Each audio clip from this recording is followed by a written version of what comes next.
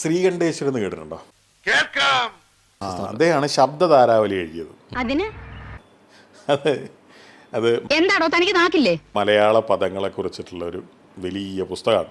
ഒന്ന് എഴുന്നേറ്റ് ബഹുമാനിക്ക്. എനിക്കതിനെ പറ്റി വലിയ ഗ്രാഹ്യമൊന്നുമില്ല. നമ്മൾ എന്തുമായിട്ടുള്ള വിഷയമായിട്ട് ബന്ധപ്പെട്ടുകൊണ്ട് സംസാരിക്കുന്നത് അതാണ് കാര്യം, അല്ലേ? വിഷയത്തിൽ നിന്ന് തെന്നി മാറുന്നു. ഒരാളുടെ ഒരു അഭിപ്രായം അത് മെജോറിറ്റിയുടെ ഒപ്പം നിൽക്കുന്നില്ലെങ്കിൽ അതിനർത്ഥം അത് ശരിയല്ല എന്നാണോ? ആവശ്യമില്ലാത്ത ചോദ്യങ്ങൾ ചോദിക്കരുത്. നിങ്ങളൊരു പറ ചോറുണ്ടെന്ന ആളാണെങ്കിൽ നിങ്ങൾക്കൊരു പ്ലേറ്റ് ചോറ് ക്വാണ്ടിറ്റി കുറവാണ്. നിങ്ങളൊരു പിടി ചോറുണ്ടെന്ന ആളാണെങ്കിൽ നിങ്ങൾക്കൊരു പ്ലേറ്റ് ചോറ് ക്വാണ്ടിറ്റി കൂടുതലാണ്. ഞാൻ കാര്യമായിട്ട് ചോദിക്കാം, നിനക്ക് വട്ടുണ്ടോ? അത് ഒരേ ഒരു സാധനം ഒരു മനുഷ്യൻ വേണ്ട മതി എന്ന് പറയുള്ളൂ, അത് ഭക്ഷണമാണ്. എനിക്ക് അഭിനന്ദിക്കാൻ വീണ്ടും വാക്കുകൾ കിട്ടുന്നില്ല. ഇന്ന് നിങ്ങൾക്ക് മാക്സിമം കഴിക്കാൻ പറ്റുന്നത് നിങ്ങൾക്ക് നാളെയും കഴിക്കാൻ പറ്റും. അധികമൊന്നുമില്ല, 2-3 പിരി എവിടെ